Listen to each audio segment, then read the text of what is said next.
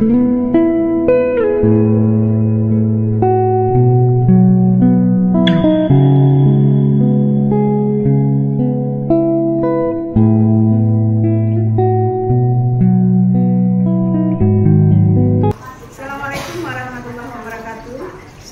Marinda SSI dari SMK Negeri 1 Tembilahan. Hari ini saya akan melaksanakan PPL dalam jabatan siklus 1 dari LPTK Universitas Maritim Raja Ali Haji Tanjung Pinang. Selamat menyaksikan. Oke, baik. Assalamualaikum warahmatullahi wabarakatuh. Waalaikumsalam warahmatullahi wabarakatuh. Apa kabar anak-anak Ibu semuanya? Baik, Bu. Oke, baik. Sebelum memulai pelajaran pada hari ini, silakan ketua kelas memimpin doa. Siap, berdoa dimulai. Bismillahirrahmanirrahim. Rabbi sholli sadri wa yassir li amri wahlul 'uqdatam min lisani yafqahu qawli. Rabbi zidni ilman warzuqni fahman walhamdulillahi rabbil alamin. Alhamdulillah. Silakan Stefani, bagaimana kabarnya teman-temannya hari ini? Siapa sakit? Ya. Rifka Oh, Rika. Kenapa Rika? izin. Izin. Kenapa izin? Keluarganya ada yang meninggal. Oh, keluarganya ada yang meninggal. Oke, innalillahi wa inna ilaihi raji'un. Mudah-mudahan Rika diberi kesabaran ya menghadapi cobaan ini. Oke, baik anak-anak Ibu, sebelum kita memulai pelajaran, Ibu akan memimpin kalian untuk melaksanakan teknik stop. Teknik stop ini biasa kita gunakan supaya kalian pada saat belajar itu berada pada posisi atau pada kesadaran sosial emosional kalian itu pada keadaan presence dan mindfulness. Present itu artinya kehadiran penuh. Kalian fokus mengikuti pembelajaran Ibu pada hari ini. Dan mindfulness itu adalah kesadaran penuh. Ya, jadi silahkan kalian duduk serileks mungkin dan silahkan kalian ikuti instruksi yang ada di dalam video berikut ini ya. Rileks, tangannya letakkan di pahanya semuanya, tidak ada yang memegang sesuatu. Silahkan duduk senyaman mungkin. Ya, apa instruksinya? Ya, ikuti saja apa yang ada di dalam video tersebut. Teknik stop. Berhenti rasakan apa yang Anda rasakan. Apa yang sebetulnya sedang terjadi saat ini. Ingat untuk tetap menyadari nafasnya. Amati sekali lagi pilihan-pilihan hidup Anda. Lalu sebutkan kekuatan lain sambil bernafas seperti lakukan sebanyak 5 kali. Tarik nafas. Saya sebutkan kekuatan diri. Buang nafas. Tarik nafas. Saya sebutkan kekuatan diri. Dan Kita semuanya ya, tadi kita sudah melaksanakan teknik stop. Itu adalah salah satu pembelajaran sosial dan emosional ya. PSE itu sangat penting diterapkan dalam pembelajaran berdiferensiasi kurikulum merdeka. Kenapa? Kita diajarkan untuk berada pada posisi presence dan mindfulness. Aku ingin mengingatkan kalian tentang keyakinan kelas yang sudah kita buat. Coba siapa yang ingat tentang keyakinan kelas yang sudah kita buat kemarin? Silakan ya. Hadir tepat waktu, bagus sekali. Siapa lagi? Menerapkan budaya 6S. Menerapkan budaya 6S. Senyum, salam, sapa, dan lainnya. Apa lagi? Siapa yang ingat? Oke, Alfi. Sopan santun dan menghargai orang lain. Sopan santun dan menghargai orang lain. Oke, menjaga ketertiban kelas dan kebersihan ya. Baik, itu adalah keyakinan kelas yang sudah kita sepakati, yang sudah kalian bikin dan harus kalian sepakati bersama-sama untuk dilaksanakan. Paham ya anak ibu ya? Oke, supaya suasana pembelajaran pembelajaran kita ini lebih menyenangkan, Ibu minta tolong satu orang dari kalian untuk memimpin ice breathing kita pada hari ini. Silakan, Alti, maju ke depan. Ketika saya bilang tepuk 1, tepuk grek dor. Ketika saya bilang tepuk 2, tepuk 2 kali, grek dor. Ngerti? Kita coba. Tepuk 1, grek dor. Tepuk 2, grek dor. Tepuk 3, grek dor. Oke, kita kasih berarti udah siap ya, udah siap belajar ya. Udah siap belajar karena tadi kan kita juga sudah melaksanakan metode stop, kemudian kita juga udah breathing. Akan memberikan pertanyaan pemantik ya. Karena gini, yang namanya pertanyaan pemantik itu kan membutuhkan kalian untuk berpikir ya, pertanyaan yang membutuhkan. Pertanyaan pemantiknya, bagaimana kita mengetahui bahan kimia itu berbahaya? Siapa yang bisa menjawab? Silahkan. Bagaimana kita mengetahui kalau bahan kimia itu berbahaya? Ayo, orang itu berbahaya. Silakan ke. Silakan ke. Ya. Dalam produk kemasan biasanya ada tanda silang, terus ada bentuk tengkorak. Ya. Terus yang kita Oke, jadi untuk mengetahuinya adalah dari label kemasannya. Biasanya kan kita kalau membeli produk itu misalnya baygon gitu ya, ada tanda silang merah, atau mungkin kalau kita lihat ada produk kimia yang lambang tengkorak, berarti dangerous, berbahaya. Itu adalah pertanyaan pemantiknya. Kemudian tujuan dari pembelajaran kita hari ini adalah yang pertama menjelaskan konsep kimia hijau dan prinsip kimia hijau itu melalui diskusi dengan benar. Ya, kemudian yang kedua, kalian harus bisa membedakan mana kegiatan yang sesuai dan yang tidak sesuai dengan prinsip kimia hijau. Ya. Kemudian yang ketiga, kalian harus mampu menerapkan konsep kimia hijau ini, kemudian membuat produk yang nanti akan menghasilkan produk yang sesuai dengan prinsip kimia hijau. Baik anak-anak ibu, sekarang kita langsung saja ke pembelajaran inti kita.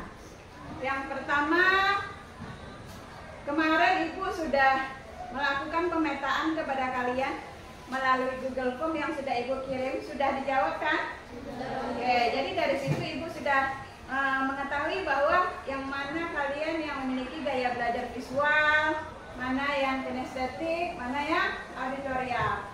Nah, dari pemetaan tersebut ibu juga sudah mengelompokkan kalian sesuai dengan gaya belajar kalian. Ini visual ada 2 kelompok, visual 1, visual 2. Yang ini auditorial dan yang di sana kinestetik. Ya. Nah, oke. Baik, kemudian setelah kalian duduk sudah sesuai dengan kelompoknya, kita akan mengenali masalah kita pada hari ini tentang prinsip kimia hijau. Silahkan pada kelompok visual 1 dan 2, silahkan kalian mengamati, melihat bahan ajar. Ya, silahkan di scan barcode-nya. Ya, barcode silahkan di scan barcode-nya. Di situ ada bahan ajar yang bisa kalian lihat. Oke, ya. Silahkan scan barcode. Nah, yang auditorial silahkan melihat video.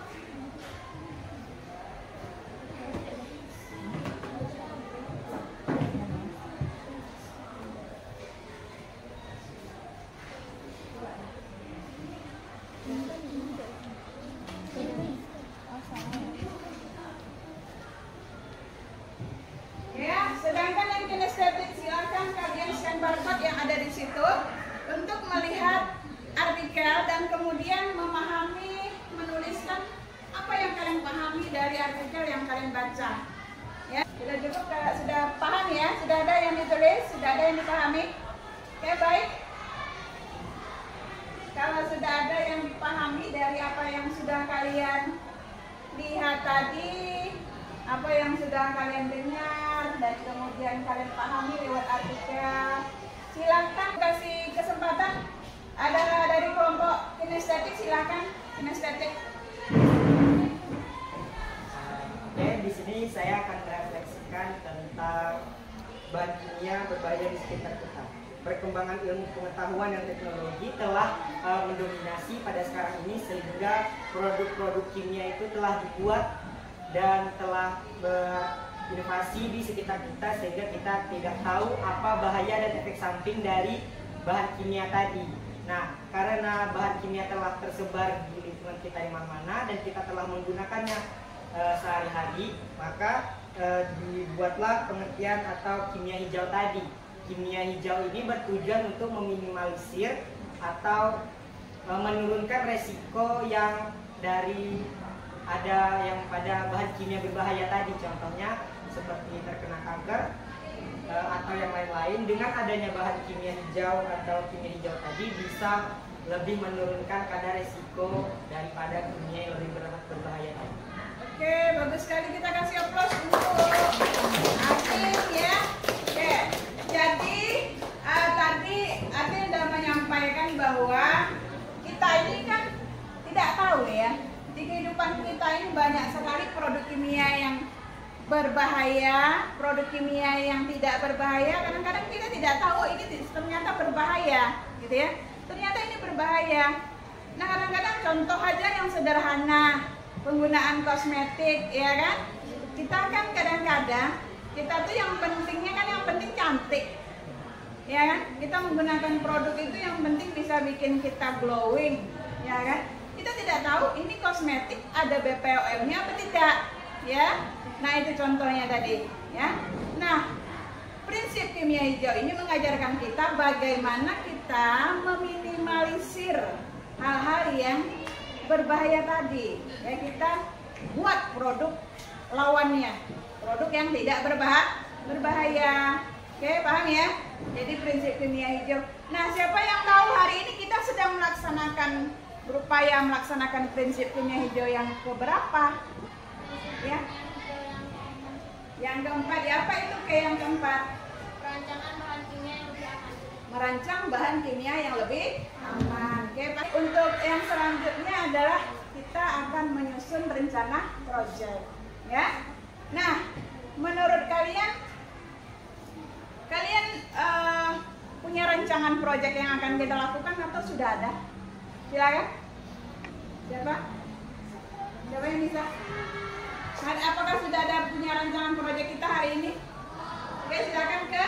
Sudah ada membuat handshop dari daun sirih dan Oke, jadi mungkin kalian sudah punya rancangan ya, udah sepakat ya. Hari ini kita akan membuat handshop menggunakan bahan alami yaitu daun sirih. Oke, nanti pada siapa yang tahu nih cara membuat handshop? Barangkali sudah tahu langkah-langkahnya nih, silakan. Langkah-langkahnya bagaimana? Armela, bagaimana? Iya, oke, silakan Alti. Jadi cara kerja yang pertama adalah siapkan alat dan bahan. Iya. Yang kedua, buanglah tangkai daun sirih. Yang ketiga, cuci daun sirih. Sobek daun sirih menjadi kecil-kecil. Rebus daun sirih. Dinginkan. Setelah dingin, pisahkan daunnya dari air. Setelah air daun sirih terpisah, campurkan dengan mama lemon. Sedikit demi sedikit sampai berbusa. Pindahkan ke kemasan yang telah disiapkan. Beri label kemasan. Sabun hand soap dari bahan alami siap digunakan. Oke, bagus sekali ya.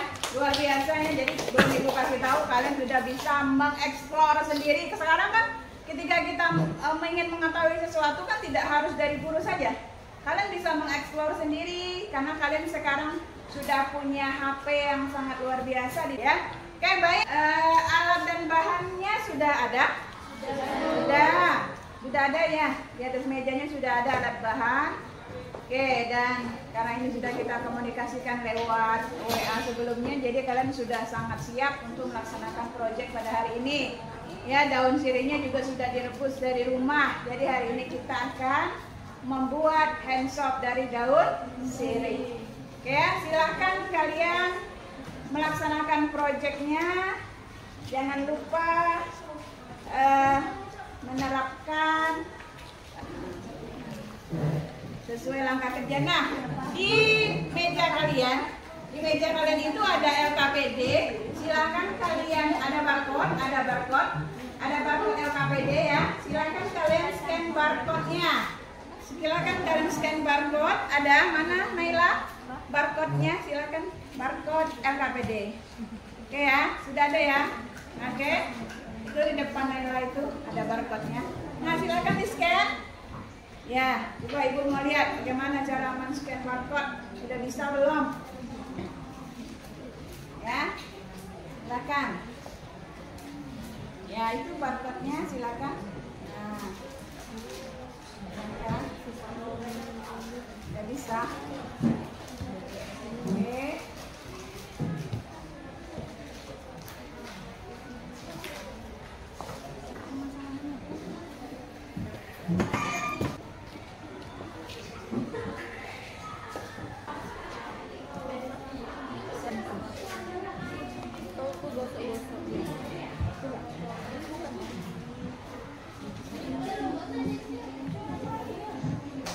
Sudah, baik. Sekarang kita mengkomunikasikan. Coba lihat mana produknya. Visual 1 mana produknya? Oke, bagus sekali ya. 3 buah botol hand soap. Ya. Visual 2 mana produknya? Oke, sudah jadi ya. Produk hand soap dari daun sirih. Visual auditorium. Mana produknya? Oke, warnanya berbeda. Ini harus disampaikan nih, kenapa warnanya bisa berbeda. Di sana warnanya hijau, di sini warnanya bening. Kinestetik, mana produknya? Oke, bagus sekali ya. Oke, sudah selesai berarti ya? Sudah?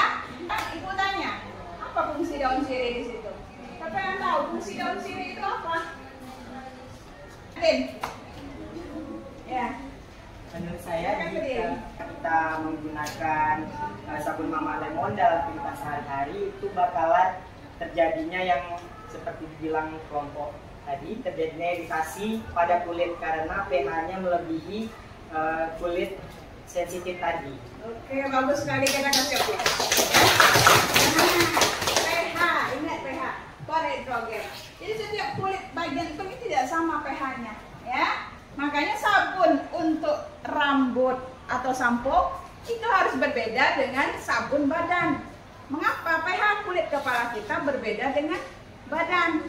Kandungan di dalam. Iya, Krisila tadi dia melakukan uji. Mantap ya Krisila nih, langsung dia uji produk yang dia buat sama kayak kelompok visual tadi. Dia menguji sampelnya adalah 2 rekannya. Galang dan yang satu lagi Ayu Divya. Dia tester ya, dia coba ke Ayu Divya, ternyata ada Ayu Divya kulitnya iritasi, sedangkan pada Galang tidak. Loh, kenapa bisa terjadi 2 perbedaan padahal produk yang digunakan sama. Kemudian Krisila dia menjawab sendiri dari apa yang dia mencari sendiri dari permasalahan dia. Jadi menurut dia kulit Ayu Divya ini sensitif. Ya, setelah itu sensitif. Yang kedua mungkin saja kami terlalu banyak menambahkan Mama Lemonnya, ya kan? Kemudian kalau Galang tipe kulit yang tidak sensitif. Tadi Ibu juga nyoba nih yang apa ini dibuat oleh auditorium, Ibu nggak apa-apa.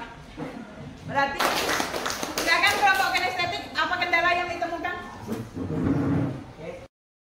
Kendala yang kami alami untuk proyek membuat hand soap ini adalah kami kehilangan wangi alami dari daun sirih, rebusan daun sirih tadi.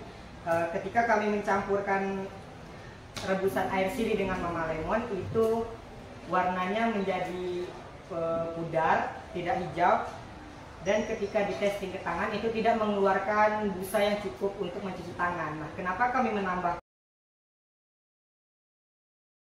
lagi Mama Lemonnya? Karena kami mengidentifikasi apa perbedaan dari di mana itu harus mengeluarkan sabun yang cukup pada telapak tangan. Nah, karena di awalnya tadi kami tidak menggunakan terlalu banyak Mama Lemon sebagai media pengeluaran busanya, maka dari itu kami menambahkan Mama Lemon lebih banyak sehingga warnanya menjadi lebih hijau. ketika kami testing juga kepada teman-teman sekalian ini, itu tidak memiliki kendala apapun. Mereka hanya memiliki kendala ketika wanginya hanya mendominasi kepada Mama Lemon, tidak mendominasi kepada bahan alaminya, yaitu rebusan daun sirih tadi. Oke, kita kasih applause untuk step. Jadi ya, oke, kalau dari semua permasalahan itu kita rangkum, siapa yang bisa menyimpulkan nih? Kira-kira produk ini aman nggak kita gunakan? Bisa nggak kita buat nih, kita pasarkan nih, kira-kira? Kalau bisa, bagaimana kita mengantisipasi permasalahan tadi? Coba silakan kelompok, sepertinya Adlin lah. Oke, izin menjawab pertanyaan dari Ibu. Apakah produk ini bisa dijual di pasaran atau tidak? Apakah ini bisa diterima oleh masyarakat apa tidak? Jawabannya adalah bisa. Karena ya, ketika kita ingin memasarkan suatu produk, itu kita harus mempunyai sebuah label. Seperti yang pertama kali dikatakan oleh teman saya Keke tadi, ketika kita memasarkan, kita akan mengetahui produk itu apakah berbahaya apa tidak. Bisa ditandai dengan adanya tanda sebuah logo danger tadi. Nah, ketika ini memiliki permasalahan antara ada kulit sensitif apa tidak, kita bisa mencantumkan kepada label di kemasan itu, ini dapat berakibat tidak baik kepada kulit yang sensitif. Kenapa terjadi tadi ada kendala ya? Ada kendala, maka mungkin tadi pengaruhnya mungkin pada saat pembuatannya barangkali terlalu banyak menambahkan Mama Lemon, ya kan? Atau mungkin yang kedua, apa permasalahannya? Kulitnya sensitif. Silahkan menyaksikan video berikut ini.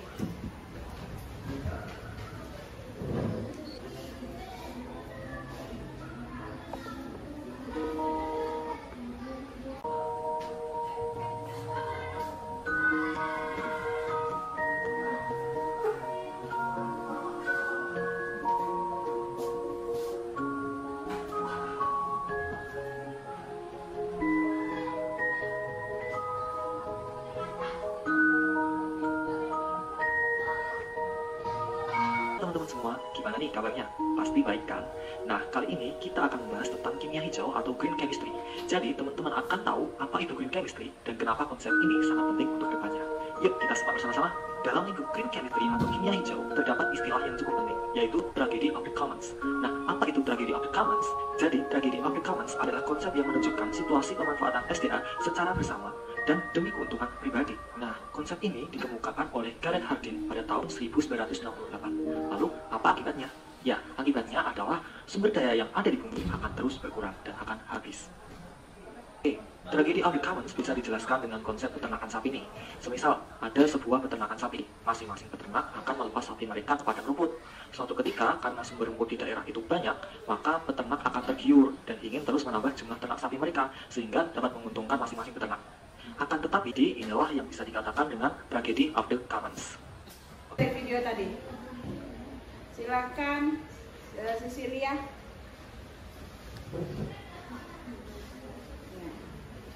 Izin menjawab pertanyaan yang ada. Dari video yang telah kami lihat tadi, bisa disimpulkan bahwa dibutuhkannya kimia hijau ini untuk mengurangi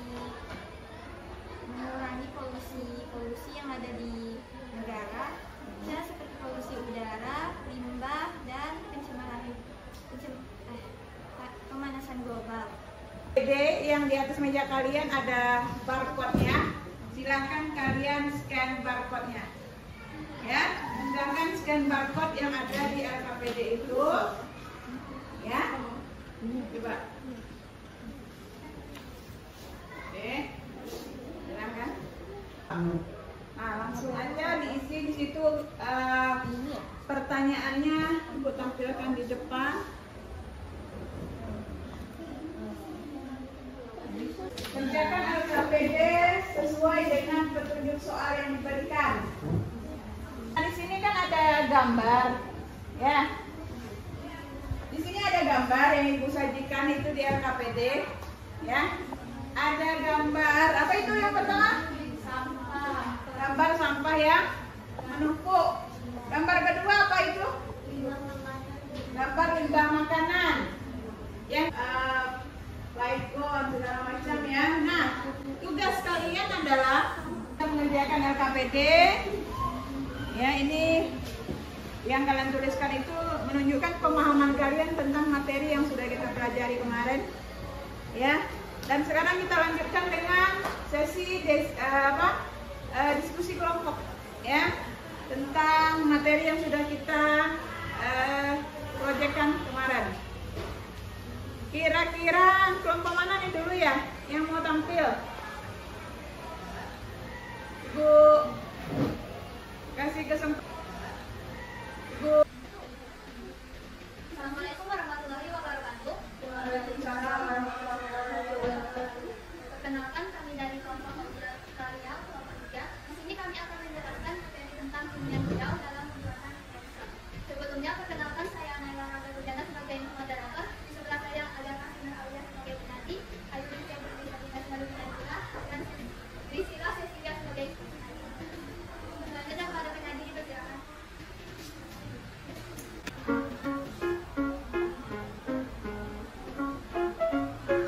Daun sirih.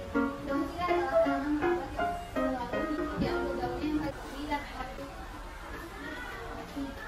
Tujuan pembuatan sabun tangan daun sirih adalah untuk memanfaatkan sifat antibakteri alami daun sirih dengan cara yang nyaman dan efektif untuk bekerja gigi. Sabun ekstrak daun sirih dalam bentuk sabun tangan sama efektifnya dengan sabun lain seperti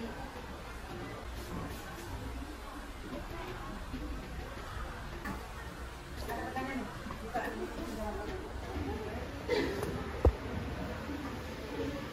Baiklah, pada kelompok lain, apakah ada yang ingin bertanya? Silakan. Baiklah, saya akan ingin menjawab. Ekstra daun sirih dapat ditambahkan ke formulasi sabun untuk meningkatkan aktivitas antibakterinya. Baiklah, terima kasih atas jawabannya. Oke.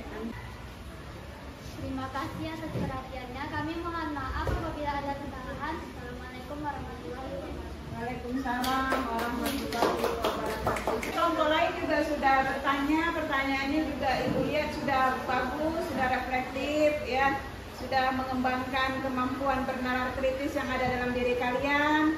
Ya, hal-hal yang tidak kalian ketahui, kalian tanyakan. Itu sudah salah satu cara untuk mengembangkan kemampuan kita dalam pembelajaran, mengasah kemampuan bernalar kritis ya.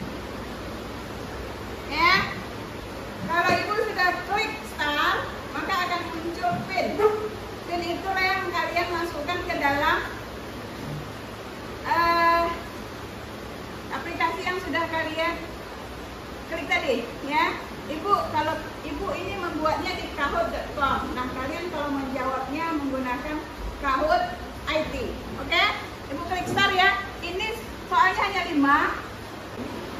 Ibu klik start.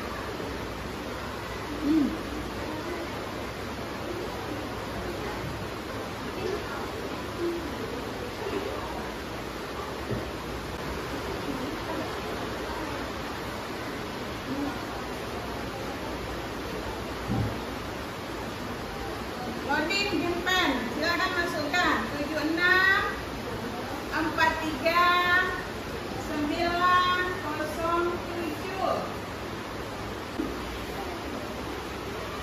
Sudah masuk?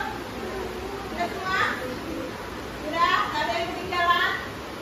Oke, bisa. Sudah?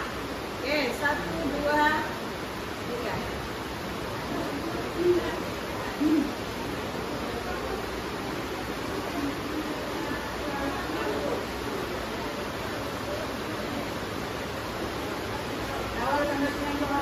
Environmental Protection Agency mengeluarkan pollution prevention. Ya, juara 3. Siapa satunya?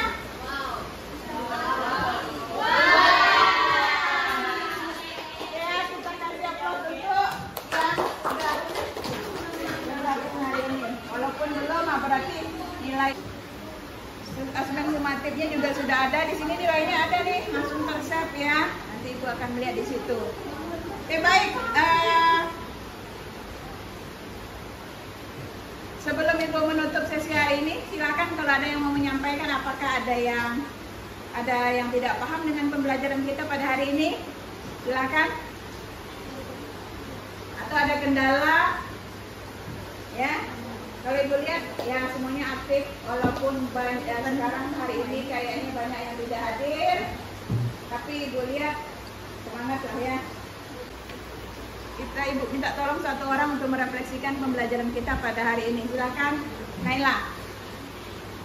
Baik, izin merefleksikan pembelajaran yang telah saya dapat. Akan mempelajari tentang konsep kimia hijau dengan membuat hand soap daun sirih, di mana kita menggunakan mama lemon sebagai bahan kimia dan daun sirih sebagai bahan alami. Dan dari pembelajaran hari ini, kita tahu bahwa daun sirih memiliki banyak manfaat, diantaranya sebagai antiseptik dan antibakteri. Namun, di balik manfaat itu ada juga kekurangannya, yaitu bau yang menyengat. Kemudian, kita juga tahu bahwa kimia hijau memiliki 12 prinsip, di mana salah satunya kita gunakan untuk membuat hand soap. Terima kasih. Oke, bagus sekali. Kita kasih aplaus untuk Naila ya. Baik, ya bahkan dari yang minggu kemarin kita sudah belajar konsep, kita sudah belajar tentang prinsip kimia hijau, kita sudah melakukan proyek yang sesuai dengan prinsip kimia hijau ya. Oke, terima kasih untuk hari ini. Materi kimia hijau untuk pertemuan 2 ini sudah selesai ya. Untuk pertemuan selanjutnya nanti kita akan bahas materi yang lain lagi. Ibu melihat dan Ibu merefleksikan apa yang Ibu lihat pada hari ini, bahwa kalian sudah melakukan kegiatan pembelajaran dengan aktif, walaupun Ibu lihat banyak yang tidak hadir hari ini ya.